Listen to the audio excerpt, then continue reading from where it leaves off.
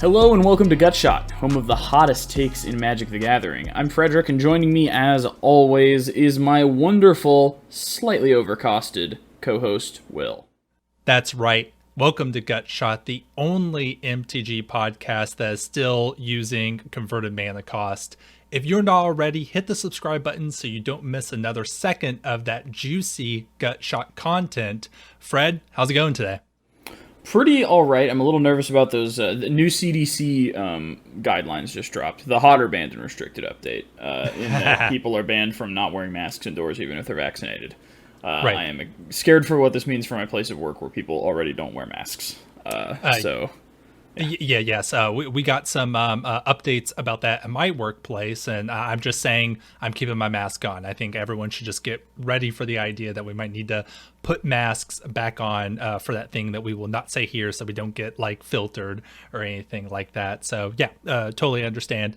We got a lot to talk about this episode. I remember during our administrative stuff for the last episode, we were thinking, we're not going to have a lot to talk about for this episode. But it turns out actually quite a bit has happened. Some of that we're saving, but we're going to talk about some recent developments in some very popular formats. Yeah. I will say I'm very excited to talk about what we're going to be talking about next week. But I don't know what time we'll be talking about it because I can't read analog clocks. Digital only. Digital only. Yeah, but with our opening hand, we got a historic suspension that I think everyone kind of guessed. Mm-hmm. Brainstorm is suspended in historic. And,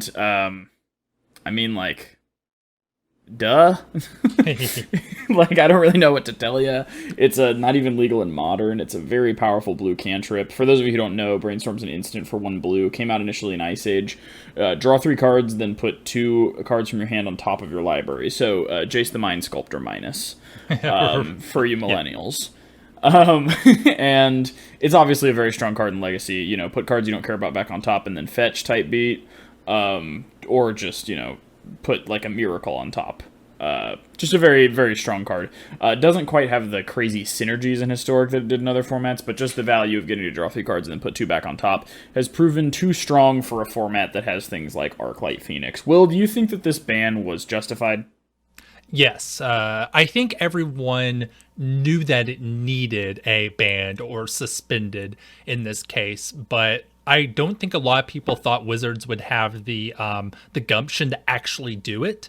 So I'm proud of them. Hey, good job. Hey, we give you a lot of grief on this podcast when you mess up, but stepping up and getting Brainstorm out of the historic format, that was a good thing to do. So well done. They definitely in their announcement tried to say, Brainstorm isn't actually that bad. Our data doesn't back up, Brainstorm having such a crazy win percentage, but it doesn't really take a mathematician, someone schooled in statistics to know that Brainstorm was taking over the format and was kind of up there in the best things you could possibly do in historic. So we all needed it. We all knew it needed to go, and I'm glad it did.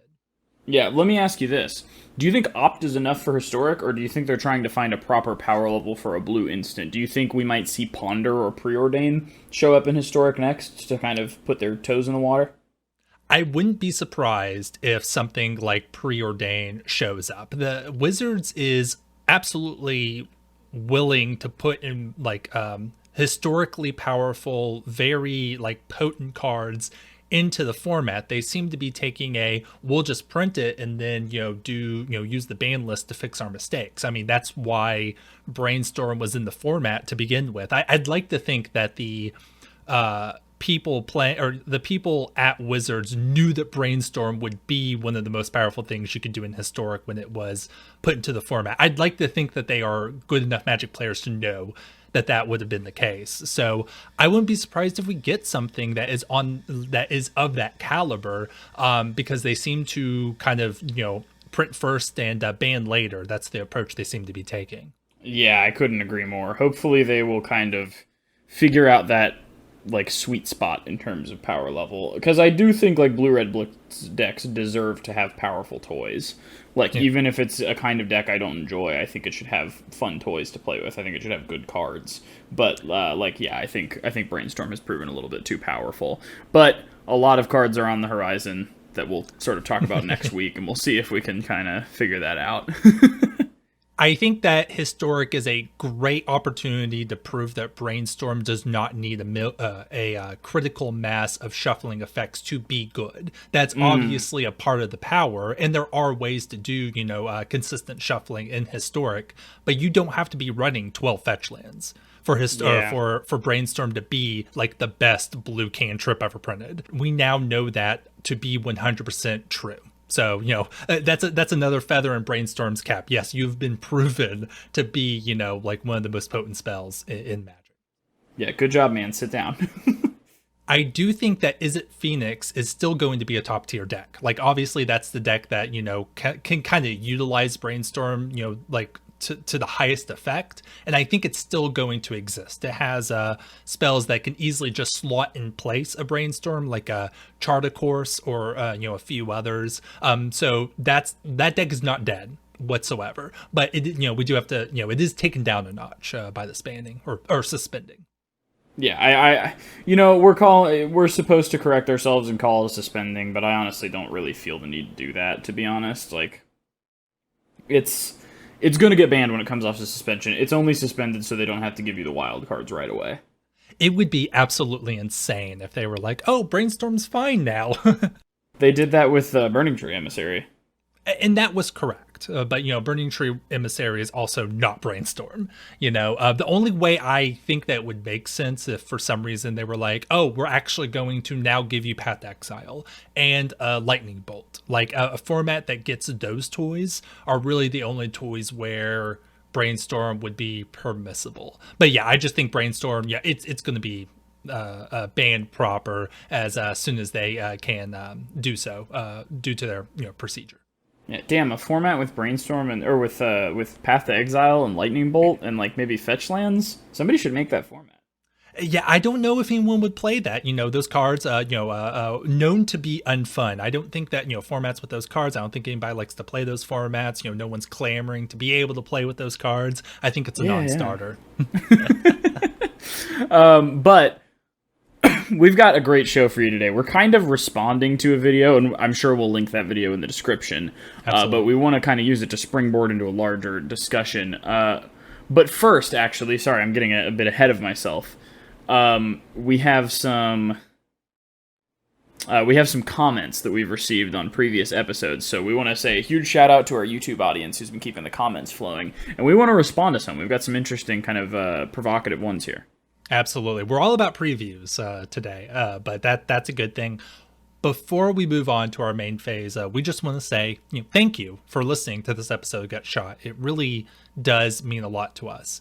If you're enjoying the show and listening to it on the audio-only podcast, please leave us a 5-star review on iTunes / Apple Podcast and write us a nice review. We'll definitely read any 5-star reviews that we get. I checked earlier today. We have 3 5-star reviews. So if we can get that number up, it'll really help people find our podcast. If you're enjoying this episode on YouTube, hit the like button and let us know. Again, hit the subscribe button so you don't miss another second of that juicy Gut Shot content. And don't forget the bell icon is there if you want notifications for new episodes. But more than anything, we love comments. We want to hear what you think and what topics you want us to cover. Whether you agree with us, disagree with us, or think that we're a couple of weapons grade yahoos, let us know in the YouTube comments, or you can tweet at us at GutShotPod. And we want to read any comments we get on air, like these comments that we are about to read. Oh, Will, I actually found out MTG is banned from Twitter, so you'll have to find us on Parler. Maybe you'll be on there, but I definitely won't. Okay, comment. This is from Dryadin, and this was commented on our Gutshot number 22. This is our Cubelet episode. You might remember that one. A classic. Classic. And Dryadin says, I make set-themed cubelets with the cards I get in pre-release boxes or when I buy several booster packs to play a draft.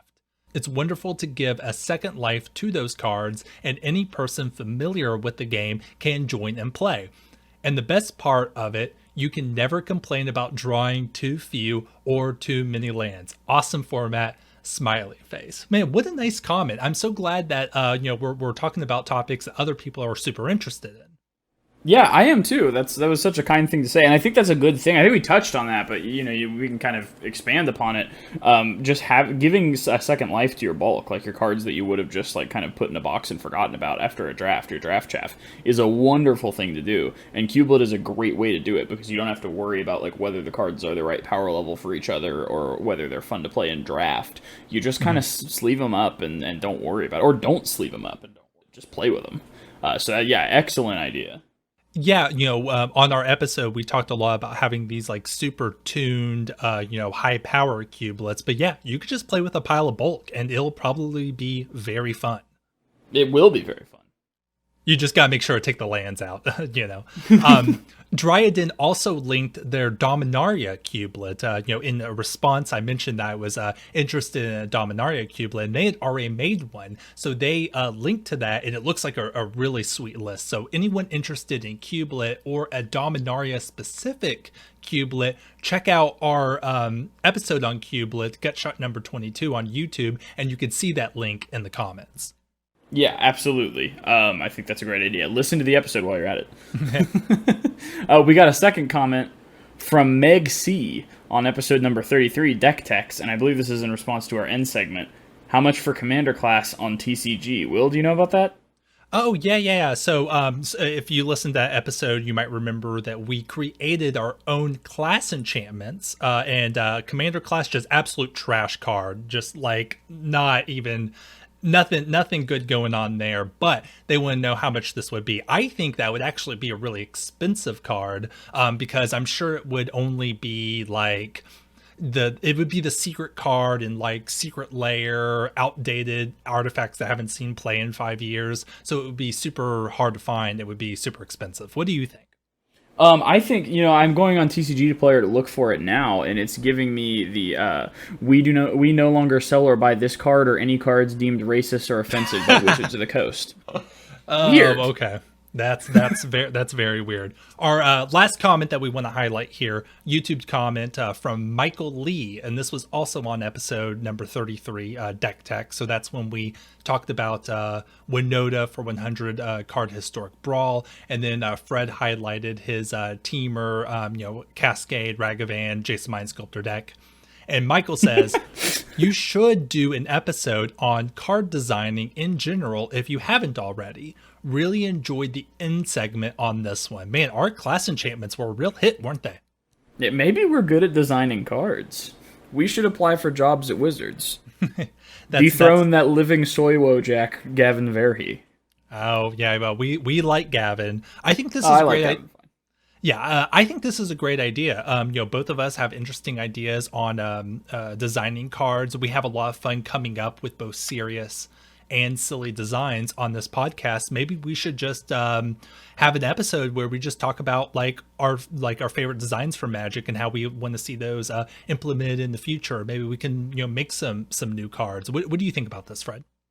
Yeah, I like it. I love designing Magic cards for fun because I'm a total fucking nerd, and yeah, if we can do more of that, I'm about it. I feel like we should put some restrictions on ourselves because, as Mark Rosewater says, restrictions breed creativity, and that also lets us make more episodes out of it. Maybe we could, do an episode where we design some sagas, do an episode where we design some adventure cards, just kind of go wild with it. What do you think? Yeah, this is a plump cow. We could milk this for a very, very long time. Yes, we can discard it and make a food token. Sure, yeah. So thank you for your comment, Michael. That's all of our YouTube comments. If you leave a comment on our YouTube channels or you tweeted us at GutshotPod, we'd love to read what you have to say on air. And with that said, let's move on to our main phase. Fred, what are we talking about today? Today we are talking about Spice8Rack's video about proxying. and whether it is morally correct, what they are, what situations they are and aren't appropriate in. And I think we're going to give our own takes on how we feel about proxying. Will, do you want to explain what a proxy is real quick? Yes, absolutely. So a proxy is the community's term for a representation of a real Magic card. As Spice8Rack's says in his video, Wizards of the Coast uses the term playtest cards. Maybe that means something more specific to them legally. The community knows them as proxy cards. So this could be elaborate thing that you order from someplace that's like has a custom art printed on cardstock. It could be a piece of paper printed out, with an image of the card in a sleeve with another card, or you can just, the example, take a Sharpie and write the name of a Magic card on a basic land. But it's just something meant to represent a real Magic card. Yeah, got too many of those pesky tropical islands, but you really need a powerful Shivan Dragon to finish your deck. Just write what the card does on the tropical island. Spice8Rack had a great guest on, a proxy artist at Sheepwave. I don't remember their first name. I'm so sorry. But at Sheepwave. And she said something really insightful to me, is that you can make the argument that a real Magic card is just a proxy of the rules object it represents. And I think that's a really interesting way to think about it. The game exists just as a set of rules, and we use the card to play the game, but the card really is just rules text on a piece of paper. That's a good way to think about that. Yeah, I think I'm basically like that's the kind of pedantic headassery that I love. I go absolutely soy for, like just like weird arguments that you wouldn't really think about it, but it does kind of work that way. The idea that the card is a proxy for the rules object, like, kind of, and I guess like what you try to follow from there is that like any card is a proxy, so it doesn't really matter what you use. And I do, as someone who is generally pretty much fully pro proxy, I definitely agree with that. But I don't know if that argument is as persuasive to Sure.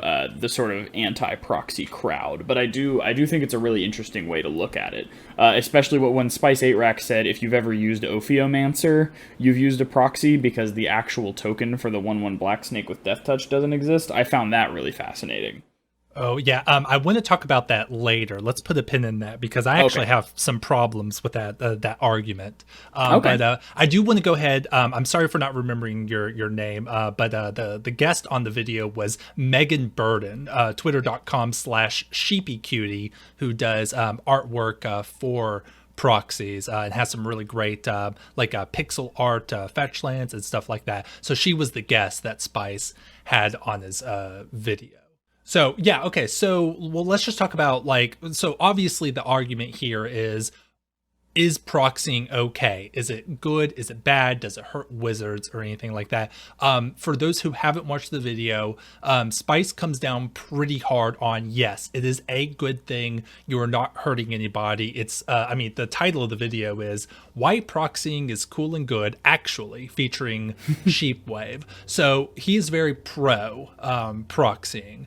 It sounds like you are as well, Fred, from just a little bit that you've given me. And I have to say, I am pro proxy in some situations. I am more willing to listen to the idea of it being harmful to Wizards of the Coast, but that's a discussion we're going to have right now. So let's just get into it.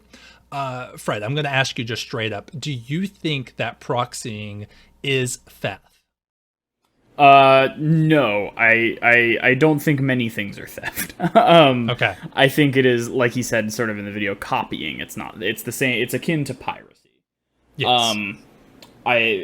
You are not depriving anyone of their actual copy of the card by having a fake copy of the card, and I think that's where I come down on that for sure. So, no, I don't think it's theft. I do think there are people it has a negative effect on, but we can... what do you think proxying is theft? You're absolutely right to say that proxying is very close. It's pretty much an analogy to piracy, and I think they say that in the video. Yes, yeah, as well. So I guess that raises the question of, is piracy a bad thing? Is piracy theft? And that's a conversation that lots of people have had over the years. And I'll just go ahead and state my stance on this. I do think that piracy is theft, but I don't think people should not do it. Does that make sense? Yeah, I don't think all theft is bad. I think if you're talking about kind of an indie game that people obviously worked very hard on, something like Supergiant's Hades, you should not pirate that. Something by any AAA studio, especially something by Activision Blizzard, you pirate the shit out of it. It's always okay. That's where I come down, and it depends on who you are depriving of the revenue from that work and whether they deserve it. Yeah, I think that's a great way to look at it, and I would think the same way. Yes, I do think that piracy in a moral, ethical stance is a stealing of intellectual property, but we can't just stop there. We have to look beyond that and look at the particular situation, the conditions that theft happens in, and any judgment on morality or ethics has to come from there. But the question is, should we encourage proxying in the MTG community? I do think that I think that both of us can kind of agree that proxying should not be allowed or encouraged in official sanctioned events. Where do you fall on that? That I disagree on. Okay. I think there should be a healthy mix of official sanctioned events where proxying is and is not allowed. There should be somewhere it is, somewhere it isn't, and there are a few reasons for that. I also will go ahead and say I think like my stance on somebody else using counterfeit cards, like trying to pass them off as real cards, is similar to my stance at like somebody being high at work. I'm not going to tell our boss. I'm going to let them know if I think it's noticeable so that they can kind of fix it if they want to. I think it is... I'm not going to get someone else kicked out of a tournament that they're excited to play in, because I don't see the act of playing in a tournament with a proxy as the same as sort of cheating in a tournament in gameplay to gain an advantage, like drawing extra cards or something. Some people do see it that way. I don't. I also, like, when it comes down to it, like, I'm fine with playing against someone whose, like, mana base is wonky and who's only has half a playset of some of the important cards in their deck, but I would rather play against someone with a full competitive deck. If I'm showing up at a tournament and playing for money, I would rather play against real. I want a real challenge. Like, I want to play against other very tuned decks. Mm-hmm. So, if they need to proxy to do that, then I would prefer that they do that.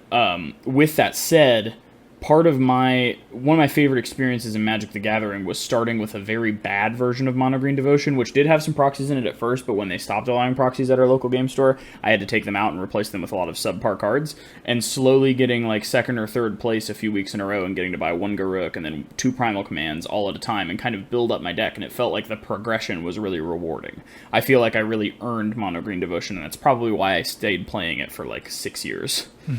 Because it was so meaningful to me that I had that, and that I'd earned that, and that I'd built that. And proxying can deprive someone of that experience, but at the same time, like, that experience isn't valuable to everyone. What do you think about that?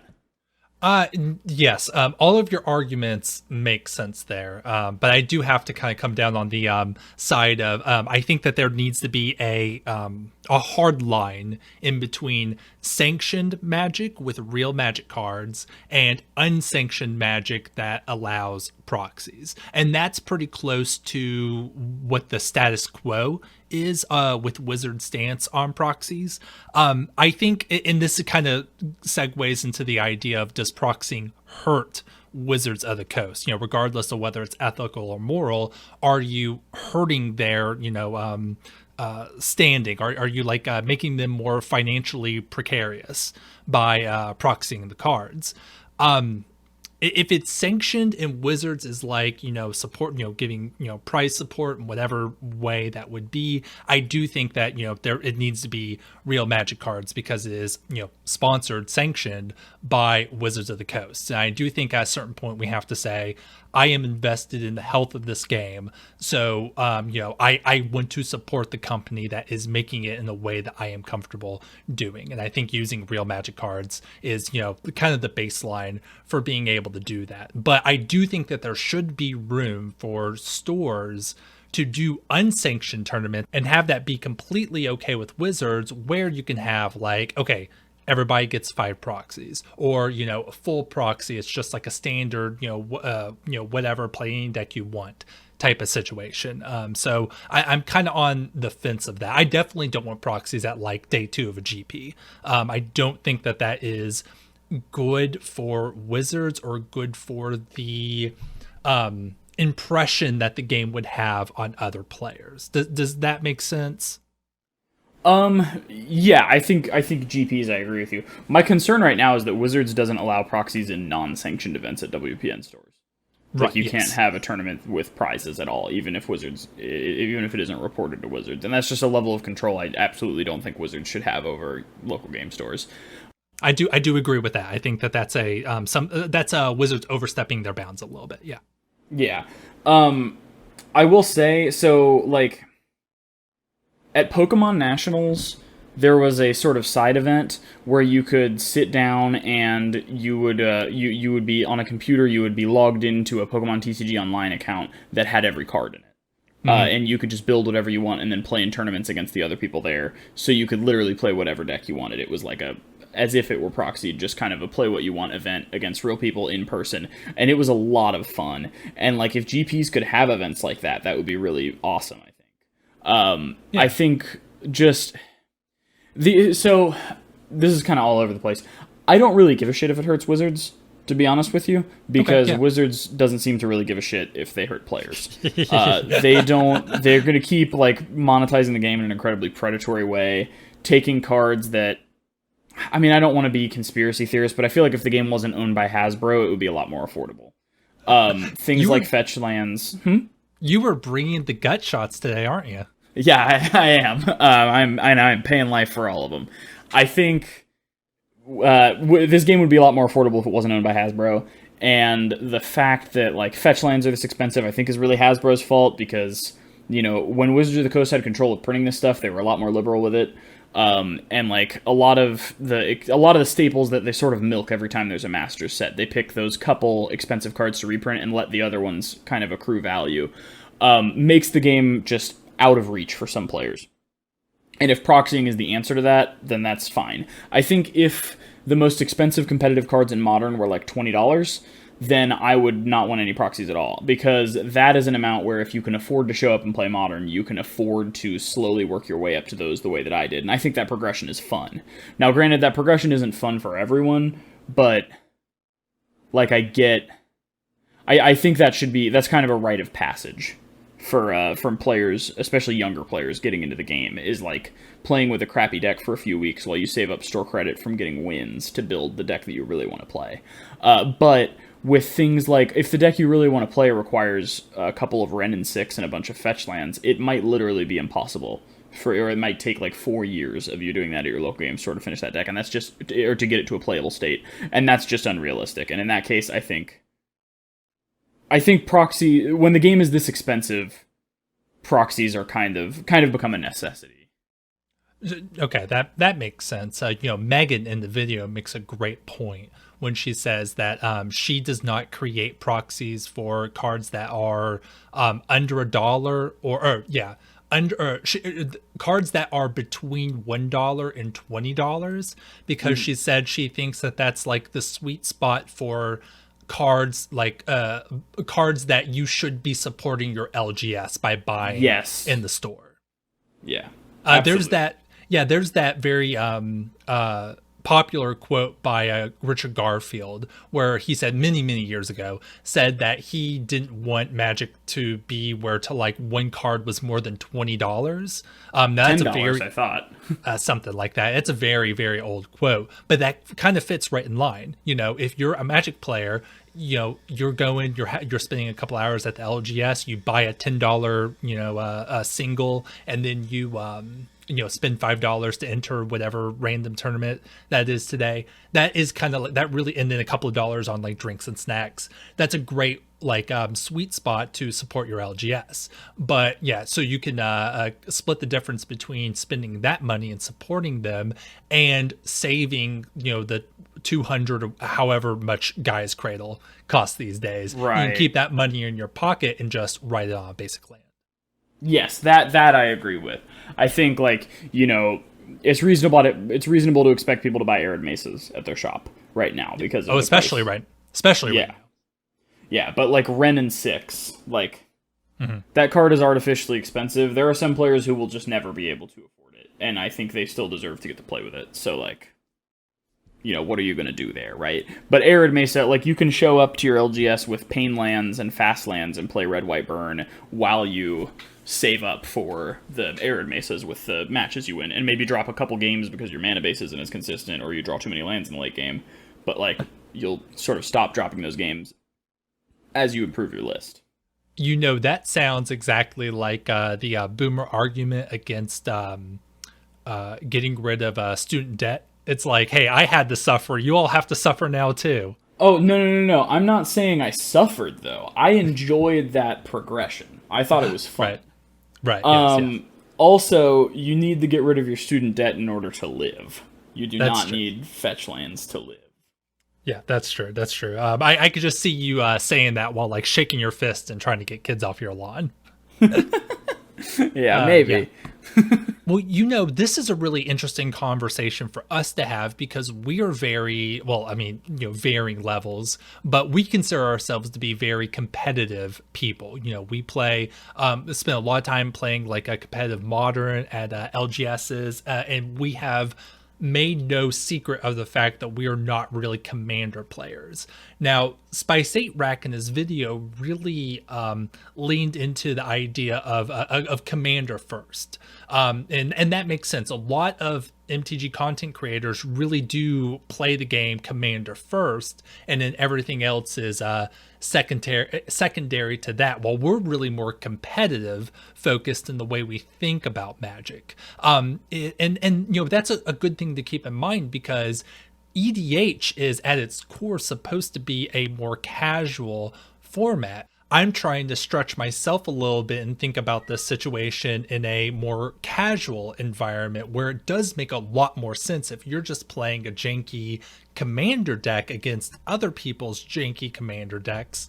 Then, the idea of proxying kind of loses a lot of that ethical and moral conundrum, right? Yeah, I think I pretty much agree. I think in a casual format like Commander, there's pretty much no reason not to allow proxies. I don't think there's a good argument not to allow proxies in that case. But I don't know, a lot of Commander players are really sweaty, so maybe it really, really bothers them. I don't know.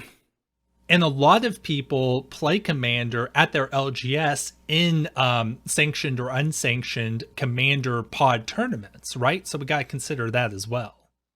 Yeah. I mean, ultimately it's up to your LGS's discretion. I am worried about the way that proxying affects local game stores. But, like, the same could be said for ordering cards on TCG Player. Yeah, that's true. Yeah.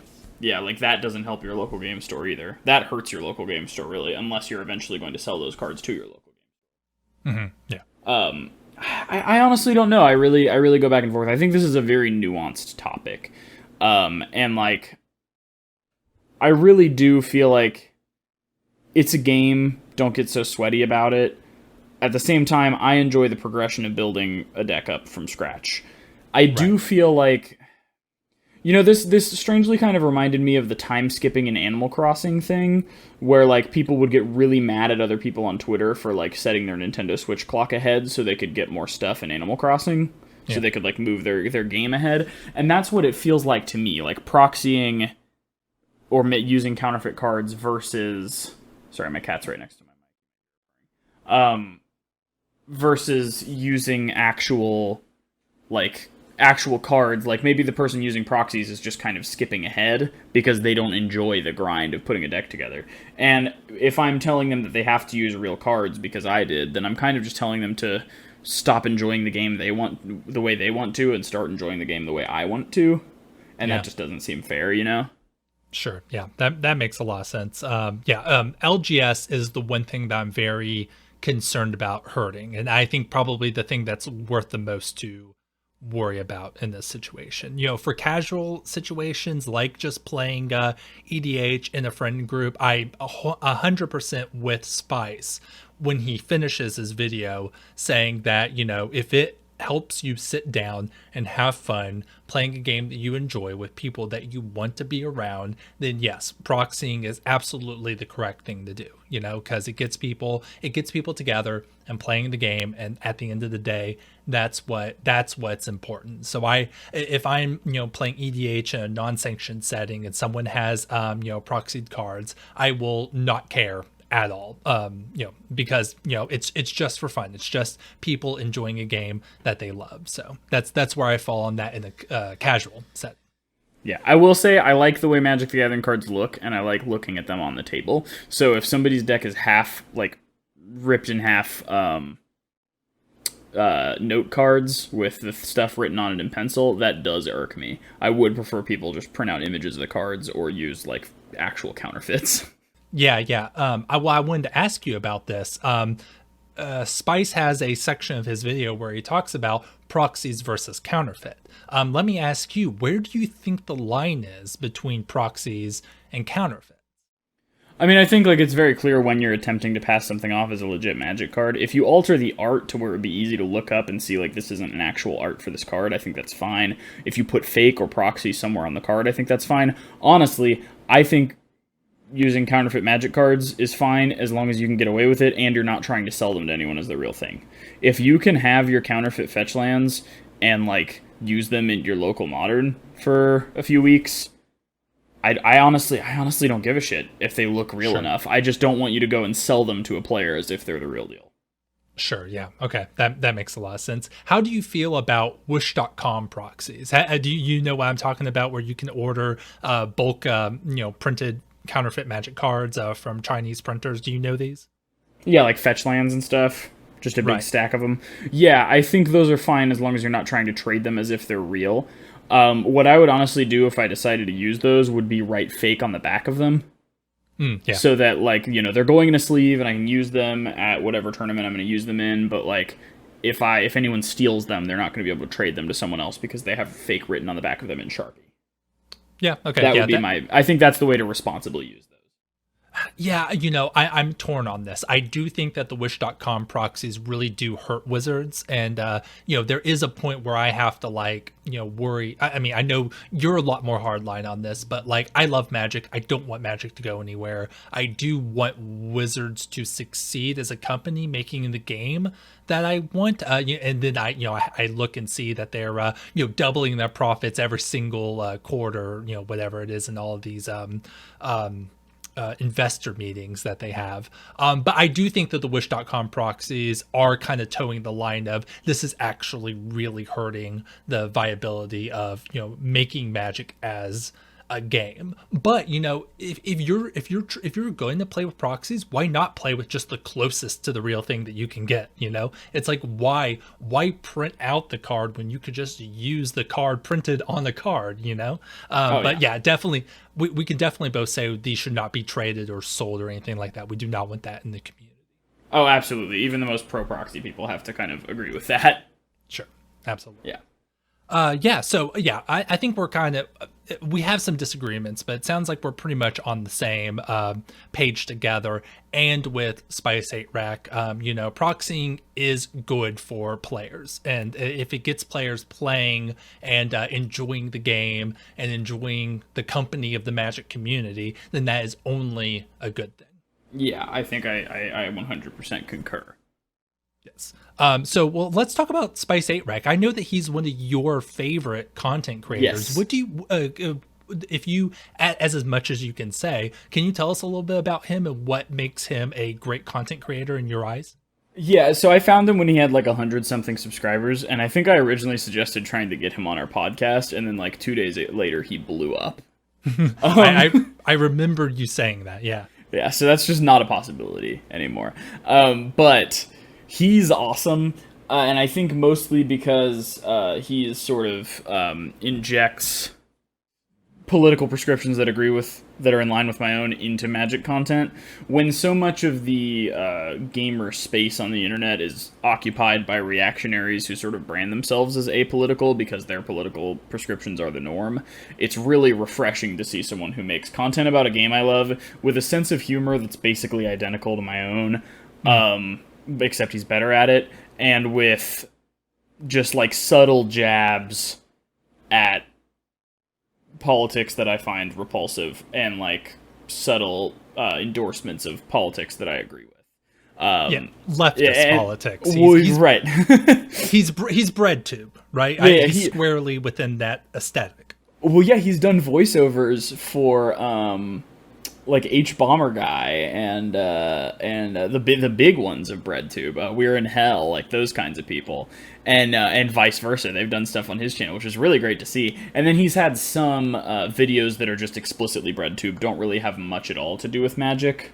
Domri Raid and Police Abolition, the heartless propaganda of Weatherspoon News, like that kind of stuff. And I think he's good at BreadTube, too. I want more Magic the Gathering content, especially Magic the Gathering content that's sort of laced with BreadTube. So I do get a little disappointed when he releases videos that have nothing to do with Magic the Gathering, but he is good at BreadTube. Sure, and I've enjoyed his BreadTube content. I'm a huge... like, most of my engagement with politics is through, like, YouTube political discussions, people like Thought Slime or Philosophy Tube. So I just eat that stuff up, and I think Spice8Rack is like the best of both worlds. He's one of my favorite YouTubers. Yeah, definitely the one. Probably not the only, but definitely the best, and the one with the most eyes on him for mixing leftist politics and Magic the Gathering content on YouTube. I do have to say, I think that he falls into that trap, and this is kind of my number one gripe with BreadTube. I think the videos are too long, and his are pretty long too. They're always around that like 45 to an hour time frame, and I think that's a little too long. I wish that the BreadTube videos would be a little shorter. But if you know that you like BreadTube content, especially the length, then give Spice8Rack a listen. He's definitely up there with those content creators. And I also like that he's not really cozying up to Wizards of the Coast, kind of like Tolarian Community College. He calls them out when they need to be called out. He's definitely not trying to gain favor with them and get like preview cards. He calls them out when they need it. Yeah, he got one preview card and then kind of made sure that never happened again. I wouldn't be surprised if this video in particular got blacklisted with Wizards of the Coast. I can't imagine they wouldn't do business with him when he came out with, hey, make representations of our cards and play with those instead of buying our cards. Yeah, which, I mean, true and based, and he should be proud of saying it. But yes, I mean, I wouldn't be surprised if they've decided to stop working with him after that. I think I didn't give you a chance to respond. Do you think those videos are too long? What do you think about my opinion there? The length pretty much never bothers me. I listen to BreadTube for hours at a time when I'm like at work on the night shifts, or sometimes even on the morning shifts if I don't really give a shit. Sure. Like, makes sense. I don't like, I'm doing stuff while I listen to BreadTube, and I don't like watch it. I just put it in my pocket and put my headphones in, or like listen to it on my computer while I'm doing something else at work. But like, I can listen to videos that are hours on it. I would say my limit is like 3 hours. But I don't. Sure. None of his videos have hit that. They're all between like 30 minutes and an hour, which is like perfect length for me. So I don't. I understand where you're coming from, but I don't. Fair enough. I think BreadTube does do a good job of making content that's very listenable with great visuals if you want to watch the visuals. But BreadTube is very good for putting on a second monitor while you're playing an arena draft on your other monitor. That is exactly what I do. For sure. So yeah, Spice8Rack, great content creator. Definitely check him out if you haven't. He has a lot of flavor videos. So if you're a Vorthos and you like that stuff, that seems to be a lot of what he did before he blew up. A lot of just like talking about the flavor of Magic. I think he gave a lot of Magic characters personas a while back. Do you remember this? Yes. That was a great episode. Yeah, so that's the kind of content that you are in store for. So yeah, great discussion about proxying here. Do you agree with us? Do you think that we have good arguments? Do you think we're wrong? Let us know. You could tweet at us at GutshotPod or comment in the YouTube comments below. We want to hear what you think about proxying in Magic. Yes, we do. I'm really curious to see if we'll get any angry comments, because I know the Spice8Rack video started with an angry tweet. Yeah. So we will see if we get any. Yes, fair enough, fair enough. So, well, why don't we move on to our scoop step? Absolutely, yeah. So this scoop step, we're doing another drip ranking since the audience, and by the audience I mean me, loved it so much. I had a good time with it too. The Orzhov, fantastic looking, and there are just a lot of really good, well dressed, good looking characters in Magic the Gathering, and I'm glad that we're finally going to put them in the proper place, ranked in order. Yes, absolutely. So this time we've got a treat for you. I love Tarkir. I miss Tarkir. You might love Tarkir. You probably don't miss Tarkir because of one of the characters whose drips we'll be ranking today. But today I have decided we're going to rank the drip of the Abzan clans. So how do you want to go about this?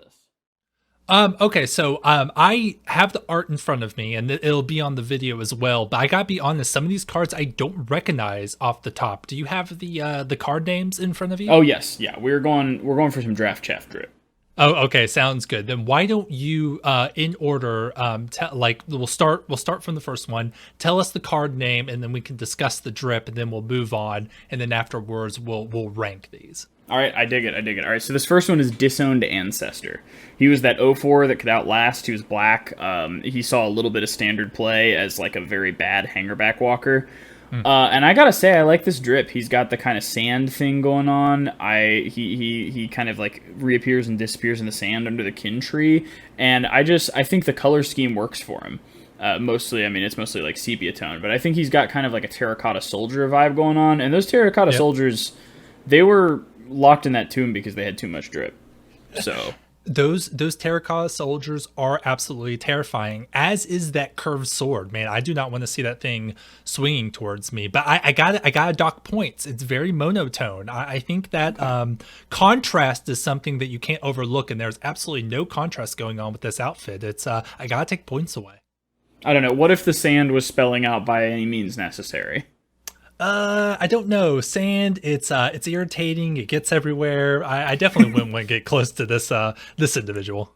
Okay. Well, next we've got the drip of Abzan Beastmaster. This guy he outlasts, and he can give all of your guys with +1/+1 counters trample, but can he give all of your creatures with +1/+1 counters drip? Will, what do you think?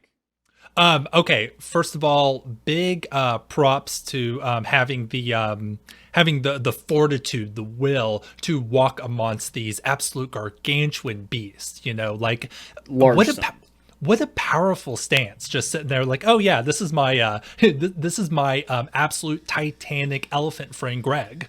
You know, and that says a lot right there. Yeah, absolutely. I think that's a big part of it. I love the staff as an accent piece.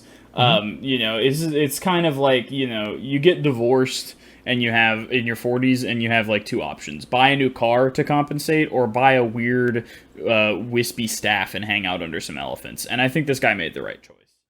Yeah, that's true. You can either buy a sports car or you can pick up a really weird hobby, and this is definitely in the weird hobby category. Yeah, but I think it works for him. I like the drip. You mentioned contrast. I think this sort of like Halloween vibe with the orange and the black has got it going on. And he's just got that kind of wizened, kind of snarky vibe. So I would say he's got reasonable drip.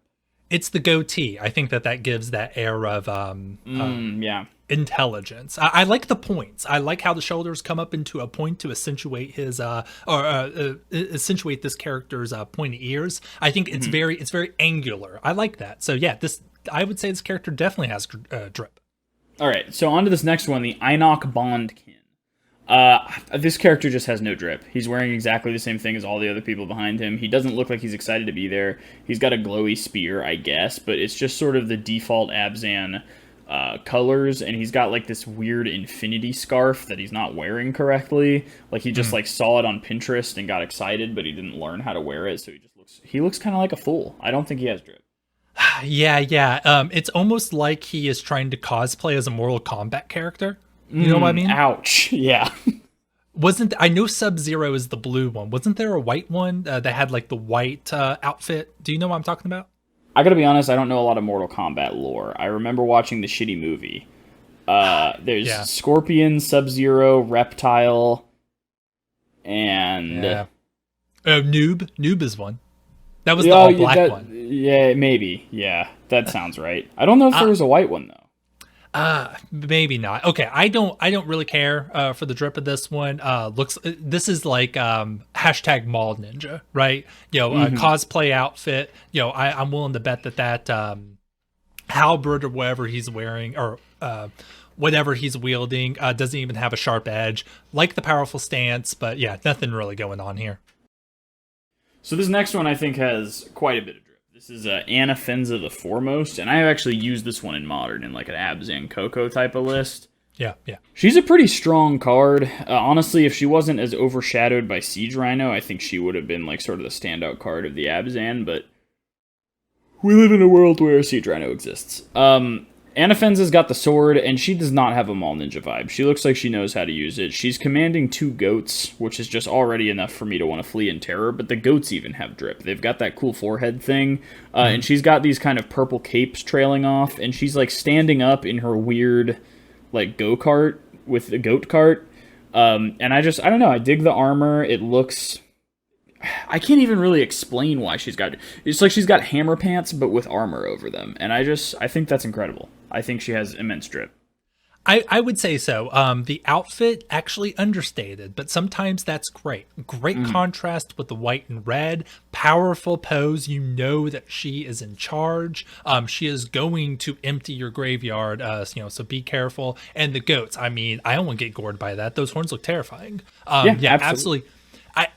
Understated outfit, but the whole vibe, the stance, it's oozing confidence and power, and that's worth a lot. So, good drip on Anna Fenz.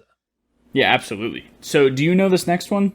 Oh, I don't know the name. It's like Fist of the Way of the something. I know it's the bad figure of destiny for Abzan. I think it's an excellent figure of destiny, but it's Warden of the First Tree. He saw plenty of standard play. Warden of the First Tree. He could kind of make himself bigger, like increase his drip by paying mana into him later, like a sort of pseudo level up mechanic. And I think he's very cool. I like his little emerald in his hat. I do think he has kind of a pompous vibe, just based on the expression he's making and the thing he's doing with his hand, but I can't deny the drip. The one pauldron bigger than the other gives him a real Final Fantasy vibe. The red turtleneck under the armor just has kind of like a why is he doing that, but in a cool way. I think Warden of the First Tree has plenty of drip. I'm loving the facial hair here. If this character appears in the Magic movie or a Netflix series or whatever, it's Warden of the First Tree is going to be played either by Johnny Depp or Robert Downey Jr. And it's all that facial hair, right? Yeah, I would prefer Robert Downey Jr. play Solemn Simulacrum, but maybe that's just me. No, I like this. He's got some blunts dangling from his necklace, which is a very bold fashion statement. I think he's got drip for sure. I think so. The headpiece with the emerald, very good. Scary battle axe. Yeah, he's definitely dressed to kill. Mm-hmm.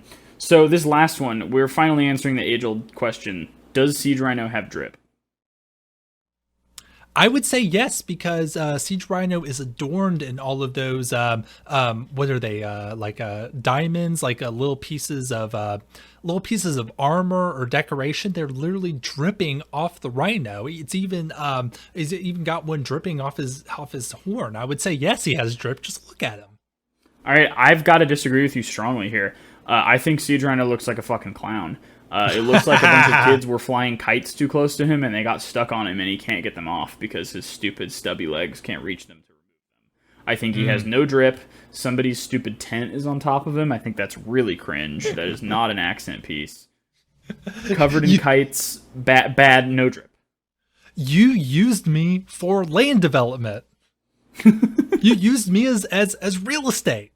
It's free real estate. All right, I'm willing to listen to you on this. Other than the pieces of armor dripping off of him and that massive horn, you're right. He kind of is just being used by another person. Everyone else on this list has a powerful stance, oozing confidence, leadership. The Siege Rhino is literally just there to attack and block and drain the opponent. So I'm willing to listen to you on this. So won't you give us your list, rank these, and tell us who has the most drip in Abzan clans?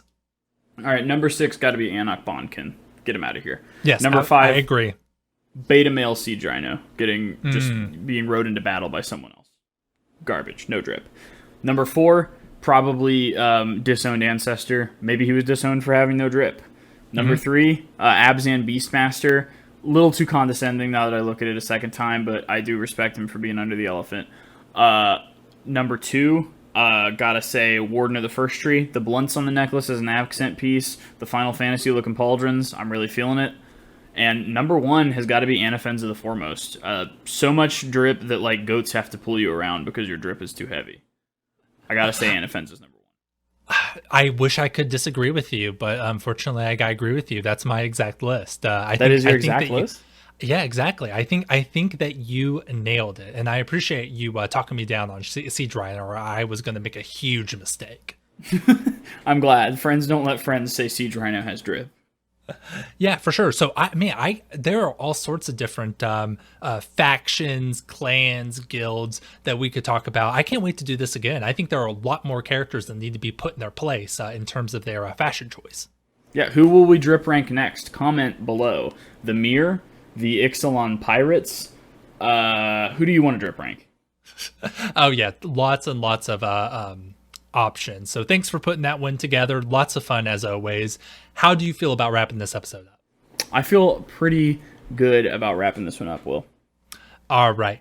Again, thank you for listening to this episode of Gut Shot. It really does mean a lot to us. And thanks for liking, subscribing, and everything else you do that shows your support. You can follow me on Twitter at AgroRhetoric. Frederick is at FredSB on Twitter and at WarCrimesUwu on Twitch. And you can follow the show on Twitter at GutShotPod. This has been Gut Shot, the digital-only Magic the Gathering podcast perpetually. See you next time.